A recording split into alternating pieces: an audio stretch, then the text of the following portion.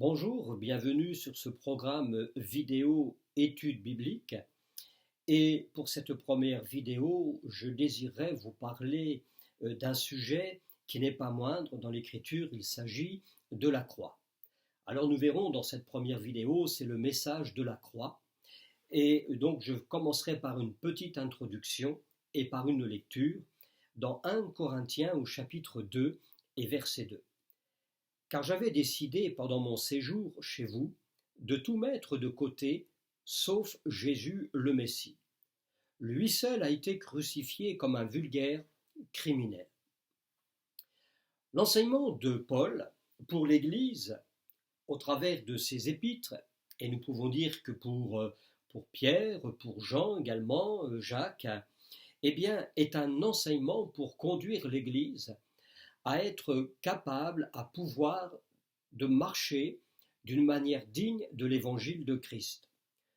Il nous faut comprendre également que chaque épître, eh bien, sont des lettres qui ont été écrites pour l'Église. C'est un enseignement pour l'Église. Et l'Église qui forme le corps des croyants, nous devons bien saisir et comprendre ce qu'est le message de la croix. La croix ne doit pas s'arrêter uniquement à Christ mort, point final. Mais l'avons-nous compris? Est-ce que nous comprenons véritablement ce message pour pouvoir le vivre, que ce message ait un impact dans notre vie, pour ensuite être capable de véhiculer ce message de l'Évangile? Et dans tout son enseignement, Paul avait un point où il veillait particulièrement, c'était justement que l'Église ne s'écarte pas du message de la croix.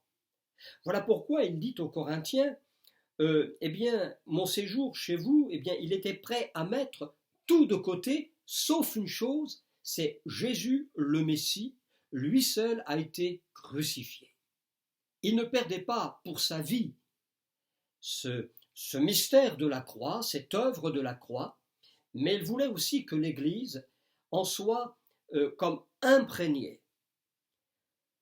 En s'exprimant donc ainsi, Paul exprime l'importance du message de la croix. Quelqu'un a dit, le cœur du christianisme est la Bible.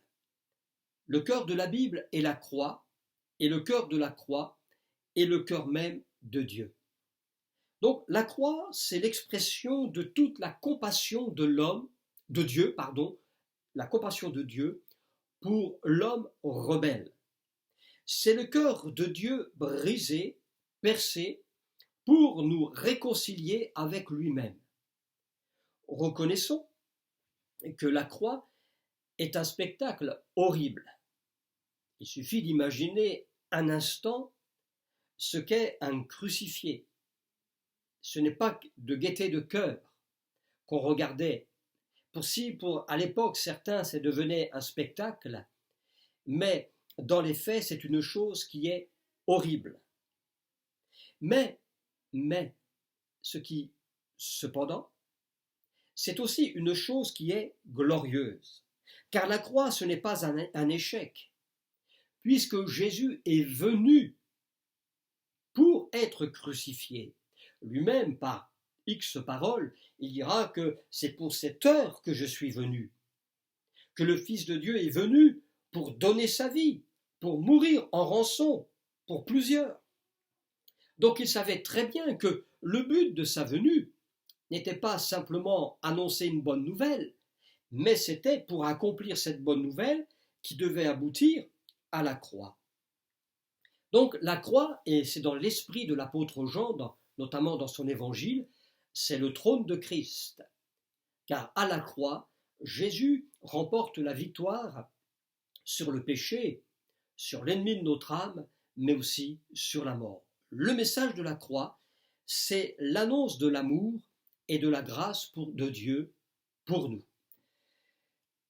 Un premier point, c'est que la croix révèle la pensée de Dieu en ce qui touche la sainteté et le péché. 2 versets, dans Jean 8, verset 34, Jésus leur répondit, « Oui, vraiment, je vous le dis, Quiconque pratique le péché est esclave du péché. Et au verset 46 du même chapitre, qui d'entre vous me montrera que j'ai été fautif? Si je dis la vérité, pourquoi ne me croyez-vous pas? D'après ces paroles, l'esclavage et le péché sont liés. Donc, si il n'y a pas de rupture avec le péché, il ne peut pas y avoir de liberté. C'est pourquoi il fallait quelqu'un ou une œuvre sans tache, parfaite, pour être capable de délivrer l'homme de son péché et de son esclavage. Ainsi, la Bible décrit Jésus comme étant l'homme sans péché. Ça peut paraître même étrange, et certains ne peuvent même pas concevoir la portée de ces paroles, de dire que Jésus n'a commis aucune faute, aucun péché. Il n'a pas manqué le but, en parole, en pensée et en acte. D'ailleurs, sa résurrection est une preuve comme quoi Dieu a accepté le sacrifice de son Fils pour le salut des hommes. Si Jésus avait commis le moindre péché, quel qu'il soit, il ne serait plus saint, donc son sacrifice et sa personne même auraient été d'aucune efficacité pour nous libérer. Il aurait fallu donc au Seigneur le Père de trouver une autre solution. Et comprenons bien que lorsque Dieu a envoyé son Fils sur terre, il prenait éventuellement un très gros risque, car Jésus a revêtu la nature humaine. Et il a été au combat avec le péché, la tentation, puisque l'Écriture nous dit que dans sa nature humaine, il a été tenté en toutes choses. Ce que nous avons connu, ce que nous connaissons en tentation, Christ, lui, a connu cela. Mais, il n'a jamais cédé à la tentation, il n'a jamais péché. Et voilà pourquoi son sacrifice est d'une grande valeur pour chacun et chacune. D'ailleurs, l'Écriture, notamment dans Hébreux 7, 26, Hébreux 9, 14 et 1 Pierre 1, 19, nous décrivent comme Jésus étant saint, pur, irréprochable, séparé des pécheurs, c'est-à-dire que sa vie n'était pas la vie des hommes sans Dieu, mais il était pleinement dans la présence de Dieu et dans une sainteté parfaite. L'Écriture nous enseigne que malgré les perfections de Christ, il a porté nos péchés sur son propre corps et il fut mis à mort par la main des pécheurs. Acte 2, verset 23. Il est mort non pas parce qu'il était coupable, il est mort justement parce qu'il était innocent et que dans son innocence, dans sa pureté et dans son amour, dans sa sainteté, il a fallu qu'il meure. Et le fait, cette expression par la mort des impies montre bien que, impies que nous sommes, il a fallu que nous crucifions celui qui a le pouvoir de nous libérer. Cela montre que l'homme est même devant la croix, et bien que la croix exprime véritablement toutes les perfections de la sainteté de Dieu, mais aussi nous montre toutes les imperfections et tout le plus terrible qu'il y a chez l'homme. Donc la croix, c'est la victoire de la sainteté et la défaite du péché. Deuxièmement, c'est que la croix révèle ce que Dieu pense de l'amour et du sacrifice. Alors, le verset le plus connu dans le monde chrétien, c'est Jean 3, verset 16. « Car Dieu a tant aimé le monde qu'il a donné son seul et unique Fils, afin que celui qui met sa confiance en lui ne soit pas détruit, mais qu'il ait la vie éternelle. » Quand Dieu a donné son Fils, ce n'était pas pour qu'il échappe à la mort de la croix. Dieu n'a qu'un désir, c'est de sauver l'homme par le moyen de son Fils. Jésus, en venant sur terre, savait très bien pourquoi. Il savait qu'il y avait une heure précise dans son ministère, et cette heure était certainement l'heure la plus importante qui pouvait exister, c'était l'heure de la croix. Donc ce n'est pas un accident ou un arrêt subit voulu par qui que ce soit de Christ, mais c'était une heure déterminée par Dieu lui-même. Et Jésus est venu pour accomplir l'œuvre de la croix. Et l'homme n'a pas d'autre moyen que d'être sauvé que par la mort de Jésus à la croix. Acte 4, verset 12, nous dit ceci: « Il n'y a de salut en aucun autre, car il n'y a sous le ciel aucun autre nom qui ait été donné aux hommes par lequel nous devions être sauvés. » La croix montre que Jésus est amour, comme Dieu est amour. Éphésiens chapitre 5, verset 2. « Conduisez-vous dans l'amour comme le Messie, donc Jésus, nous a aimés. » L'amour de Christ, c'est l'amour de Dieu manifesté à la croix. Et lui qui s'est livré, Jésus qui s'est livré pour nous comme une offrande et un sacrifice dont le parfum est agréable à Dieu. C'est donc véritablement un amour infini, mais aussi immérité de notre part. On ne mérite pas un tel sacrifice. Nous méritions la mort.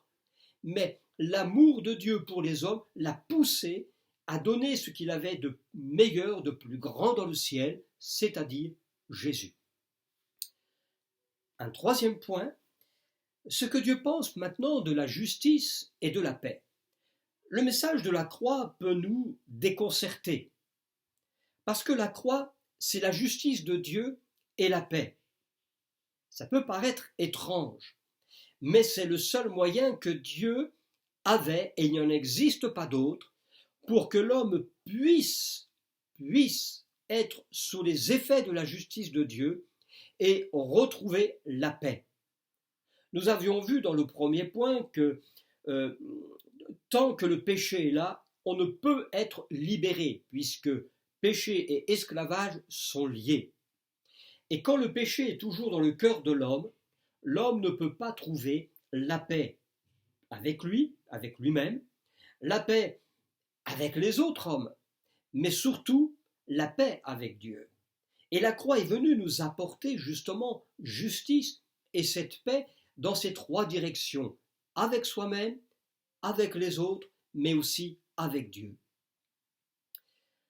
La croix n'est pas que la manifestation de l'amour de Dieu, mais c'est aussi la manifestation de la justice de Dieu et de la réconciliation basée sur la justice.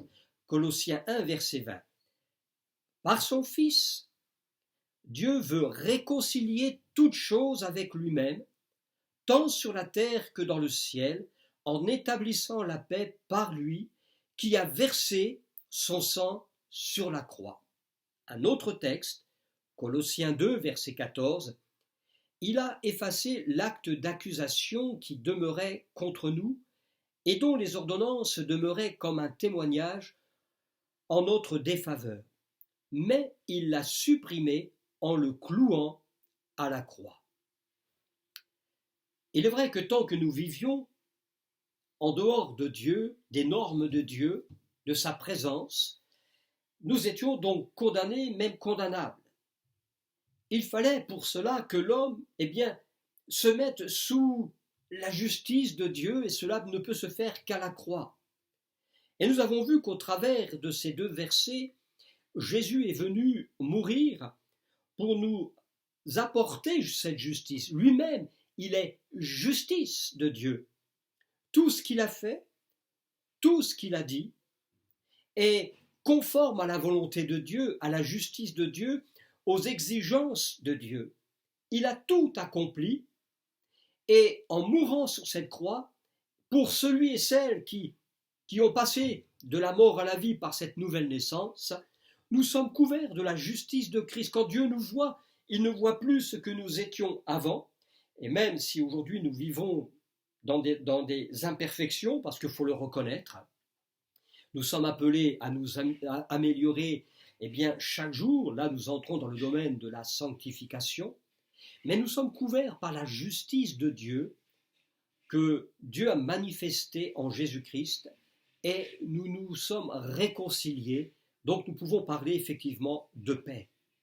Ainsi, tout ce qui faisait obstacle à notre réconciliation, toute notre réconciliation avec lui, a été cloué à la croix.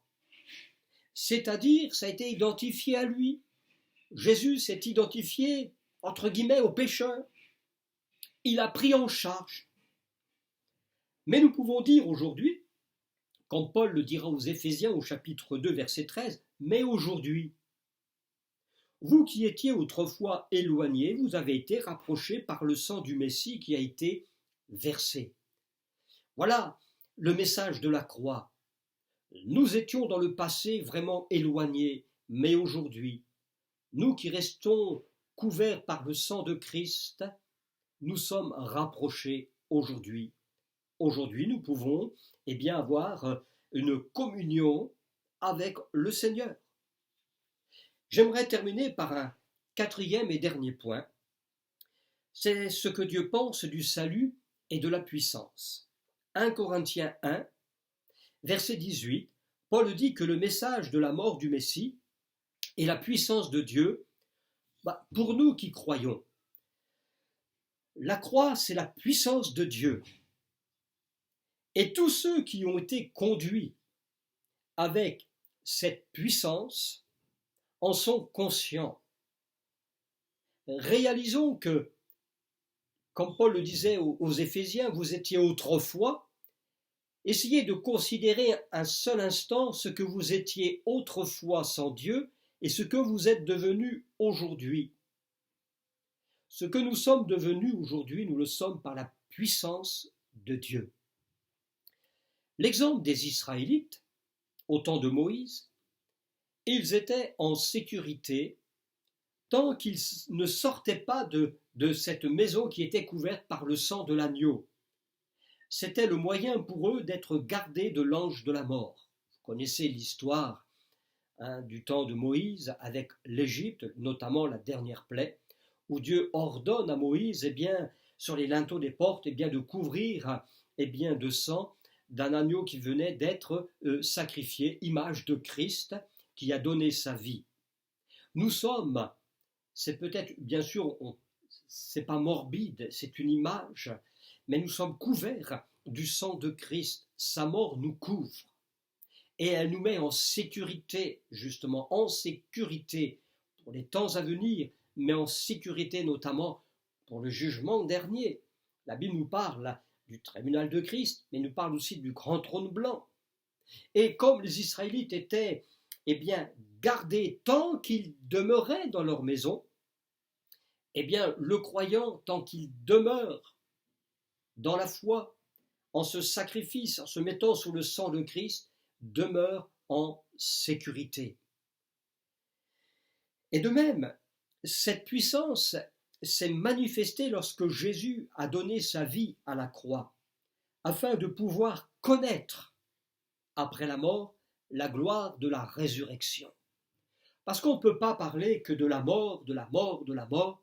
Le christianisme, c'est Christ crucifié, mais Paul dira bien plus, ressuscité. Et c'est ce qui fait toute la puissance de Dieu de l'œuvre de la croix. Il est mort pour nous racheter, mais il est ressuscité pour nous justifier, car il nous faut qu'il soit ressuscité. Et la puissance que Dieu a déployée pour ressusciter Jésus d'entre les morts, réaliser cette vérité que Paul déploie dans Éphésiens, cette même puissance de résurrection de Jésus, Dieu la déploie pour nous, pour que nous connaissions aussi une résurrection spirituelle. Il nous fait passer de la mort à la vie. Christ mort, ressuscité. Nous étions morts, mais nous sommes revenus à la vie. Nous sommes aujourd'hui assis dans les lieux célestes, spirituellement parlant, mais ça viendra, c'est à venir, c'est un fait, c'est quelque chose d'acquis à la croix. Alors comprenez bien que cette puissance que Dieu déploie pour Christ, c'est la même puissance qu'il déploie dans la vie de tout croyant. Ainsi, quiconque croit peut parvenir au salut grâce à la puissance de Dieu. Voilà quelques points concernant le thème sur la croix. Donc, sur cette première vidéo, j'ai voulu m'arrêter simplement sur le message de la croix. Dans une prochaine vidéo, nous verrons c'est la mort de la croix. Voilà, que Dieu vous bénisse, méditez, réfléchissez sur cette œuvre et que Dieu vous encourage dans cette glorieuse perspective que nous avons au travers de ce merveilleux message de la croix. Que Dieu vous bénisse.